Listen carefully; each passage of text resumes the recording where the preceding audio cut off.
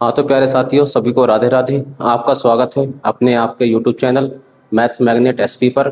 मैं दिनेश कुमार एक फिर नई कक्षा के साथ आपके सामने प्रस्तुत हुआ हूँ। जैसा कि हम कल पढ़ा रहे थे, हमने नीति आयोग, राष्ट्रीय विकास परिषद और योजना आयोग के बारे में क्लास स्टार्ट की थी। उसमें हमने कल जो है वो योजना आयोग और राष्ट्रीय विकास परिषद को पढ़ाते था।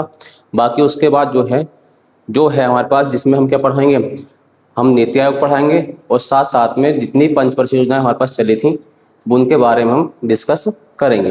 तो एक पार्ट हमारा कल अपलोड हो गया था और एक पार्ट हम आज अपलोड करेंगे। आपने बहुत अच्छा प्यार दिया, उसी प्यार को बनाए रखते हुए इस पार्ट को देखना और अच्छे से लाइक करना, सब्सक्राइब करना और शेयर करना। आइए शुरू करते हैं।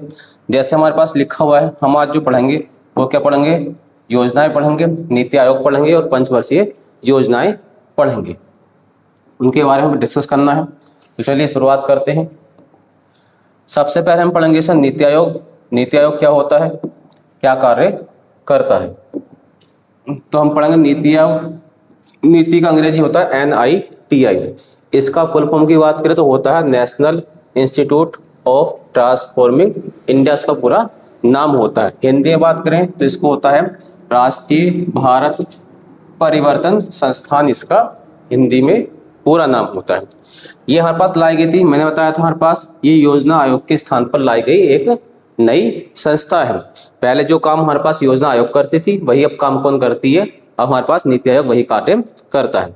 इसकी घोषणा कब हुई थी, तो इसकी घोषणा हुई थी 15 अगस्त 2014 को लाल किले से प्रधानमंत्री नरेंद्र मोदी जी ने इसकी घोषणा की थी कि हम क्या करेंगे, योजना आयोग को समाप्त करेंगे और उसके स्थान पर एक नया संस्था लेकर आएंगे जिसका नाम क्या होगा, नीति आयोग उसका नाम होगा। आगे बात चलते हैं, इसकी स्थापना कब हुई, तो इसकी स्थापना हुई 1 जनवरी 2015 को। पूछ रहा है घोषणा कब हुई, तो घोषणा 15 अगस्त 2014 को हुई थी, लेकिन स्थापना 1 जनवरी 2015 को हुई।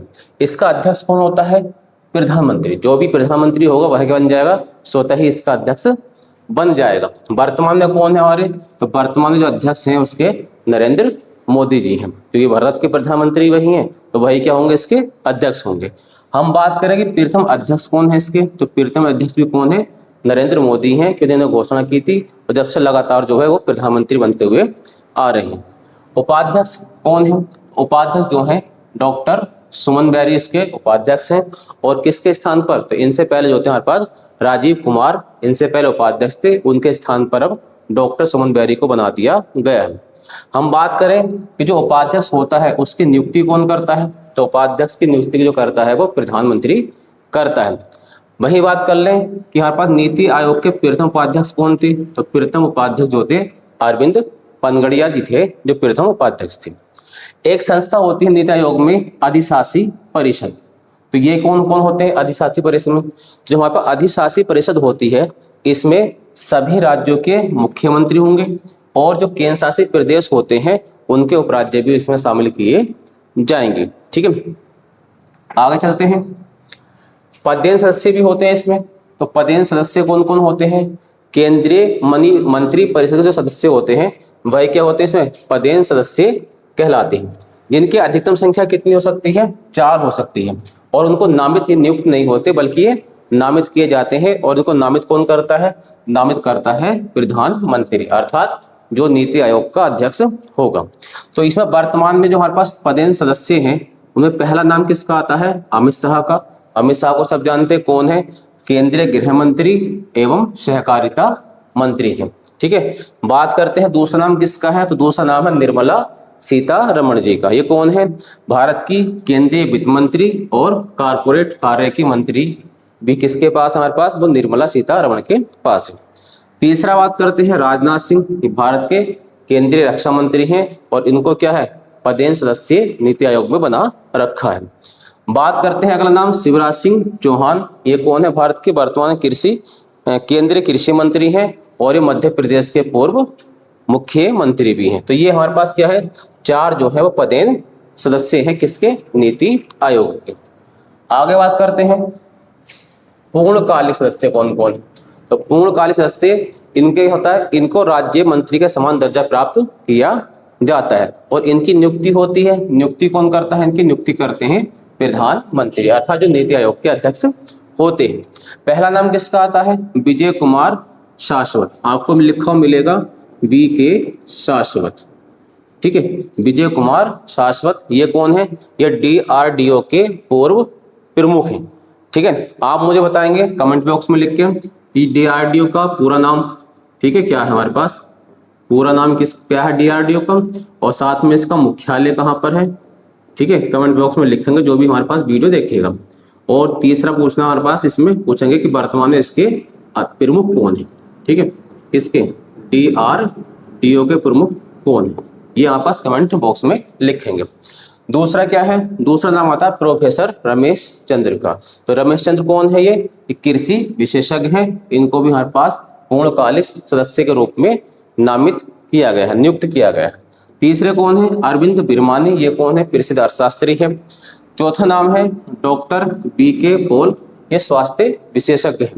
और पांचवा नाम है राजीव गोवा। राजीव गोवा जी कौन थे? पूर्व मंत्रिमंडल के सचिव थे, इनको भी हमारे पास क्या है पूर्णकालिक सदस्य के रूप में नामित किया गया है।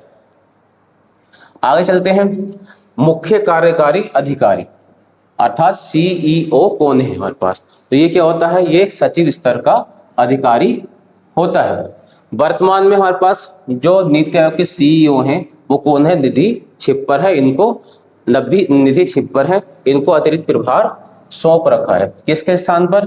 BVR सुब्रमण्यम के स्थान पर। इनका कार्यकाल पूरा हो चुका है और ये पद खाली था, तो किसको? निधि छिप्पर को ये परिवार दे दिया है।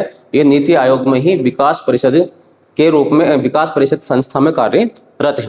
और ये निधि छिप्पर जो है ये कौन है? ये CBSE की पूर्व अध्यक्ष भी रह चुकी है, ठीक है। हम बात कर लें नीति आयोग के प्रथम CEO कौन थे? तो जो नीति आयोग के प्रथम CEO थे वो कौन थे? सिंधु श्री खुल्लर नीति आयोग के प्रथम CEO थे।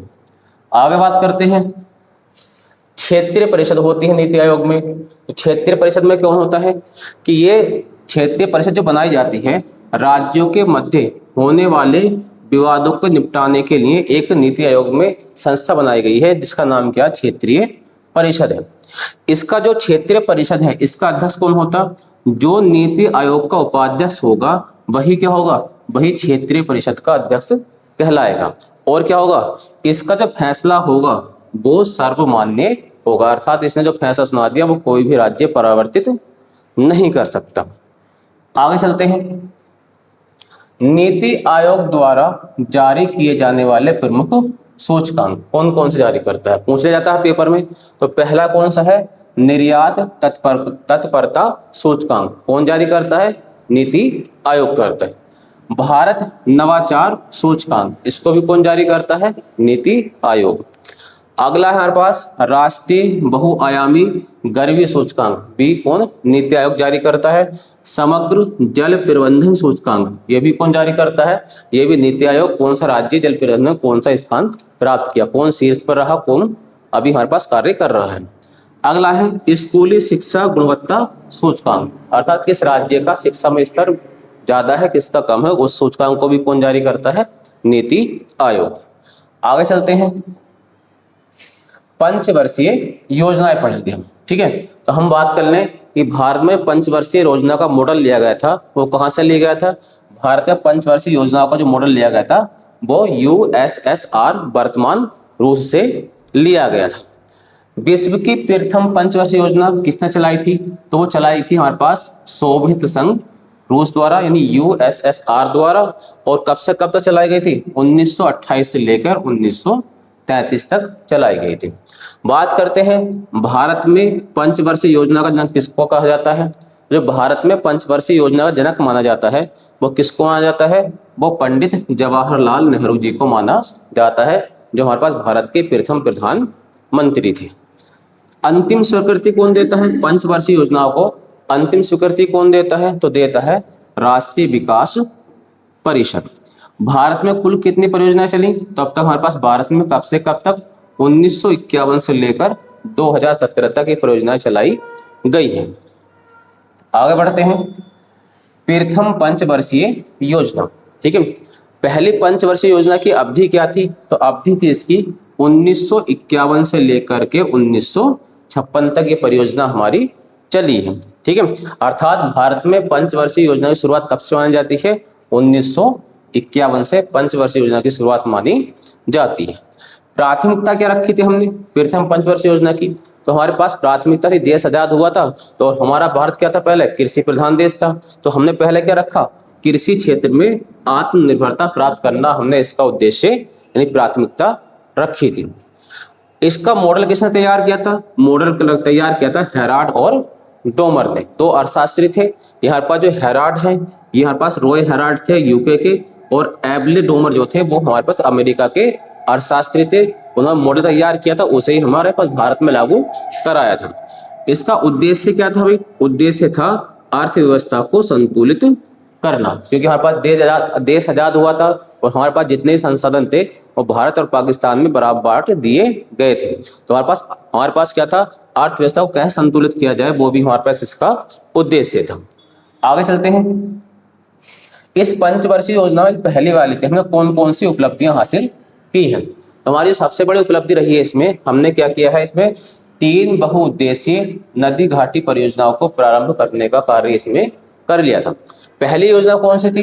भाखड़ा नागल बांध परियोजना की गई थी हमारे पास। किस नदी पर है ये? तो ये सतलुज नदी पर पड़ती है। और कहां पर है? ये हिमाचल प्रदेश प्लस पंजाब की सीमा पर स्थित है, लेकिन मुख्यतः कहां पर पड़ती है? हिमाचल प्रदेश के बिलासपुर में ये पड़ती है। इसका उद्घाटन कब किया गया था? उद्घाटन किया था हमारे पास जवाहरलाल नेहरू द्वारा।